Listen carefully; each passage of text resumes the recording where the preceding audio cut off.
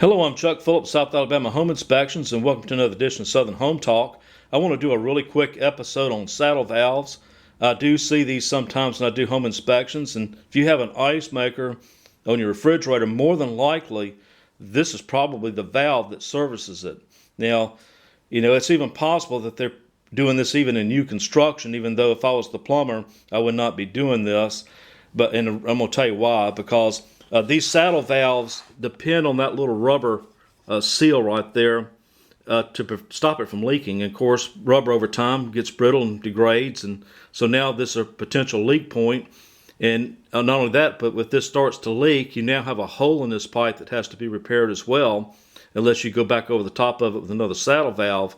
Now, what would really be bad is if one of these saddle valves were inside a wall where you could not monitor it.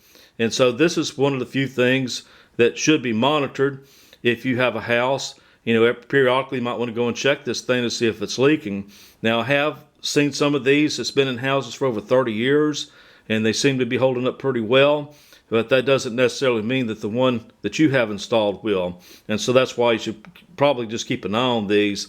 Now, I don't know if you can see this, but right here at the bottom, you can see that little silver thing going through there. That's actually a hole. It's kind of like a needle, a syringe.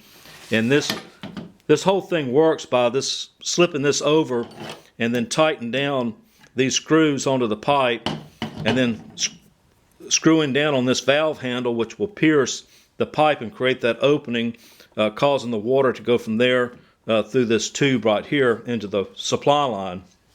Now, the better way, in my opinion, to connect these is with a hard connection like this. And so basically, you can get these at Ace Hardware, and it all depends on how you're trying to make your transition. But you'll notice there's a plastic ferrule here, or they call it a compression sleeve. And so this will go with the beveled end facing toward the connection, and you just simply tighten it up. You got to be careful not to over tighten these, because it will crack those plastic ferrules, where you might have to replace it by doing so. Now, this is a brass ferrule there. Now, that's designed to go on copper tubing if you have copper tubing going to it, but if you're running to plastic tubing of any kind, you should use those plastic ferrules instead of the brass ones. And so I hope this has been somewhat informative to you. I figured I would go ahead and do this short episode on this because I'm about to put in an ice maker, by the way, and I figured why not go ahead and do a short one on this, and maybe number this edition as well, so if I run into some sort of issue during the course of a home inspection, I can reference this video. Thanks for watching, guys, and take care.